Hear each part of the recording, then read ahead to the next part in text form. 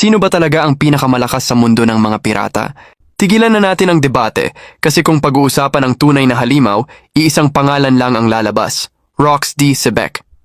Tinaguriang hari ng mundo at hindi ito biro. Kahit si Luffy ngayon sobrang layo pa, parang langit at lupa ang pagitan ng lakas nila.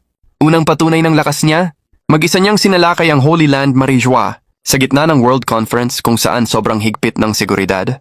Si Sabo at ang Revolutionary Army kailangang gumalaw ng palihim. Pero si Rox, solo raid, walang backup, walang takot. Siya ang mismong nagpasimula ng kaguluhan sa Holy Land. Ganito ang tapang na wala pang kapantay sa kasaysayan ng mga pirata. Ikalawang tagumpay, pinatay niya ang isang Navy Admiral gamit lang ang sariling kamay. Hindi ito basta-bastang opisyal. Sa mundo ng One Piece, walang mahina sa ranggong general. Kahit sugatan si Queen, natalo pa rin ng Green Bull.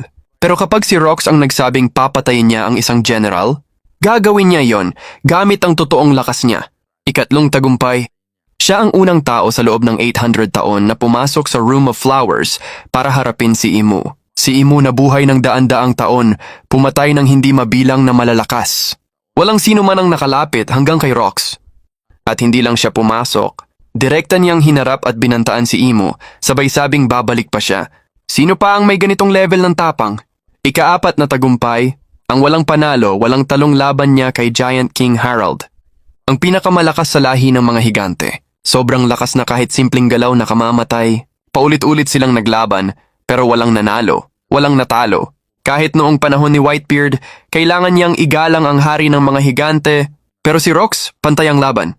Ikalimang tagumpay, sinira niya ang Gate of Justice gamit lang ang isang suntok. Isang depensang hindi gumalaw sa loob ng 800 taon. Pinakaprotektadong simbolo ng Navy. Pero para kay Rox, isang hadlang lang na kailangang basagin. Ganito ang lakas na walang kapantay sa buong mundo ng One Piece.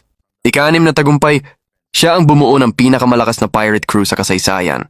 Whitebeard, Golden Lion Shiki, Kaido, Big Mom.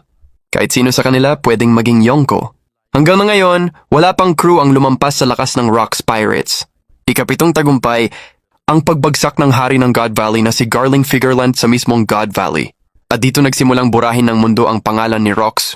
Pero hindi kailanman nawala ang takot sa kanya.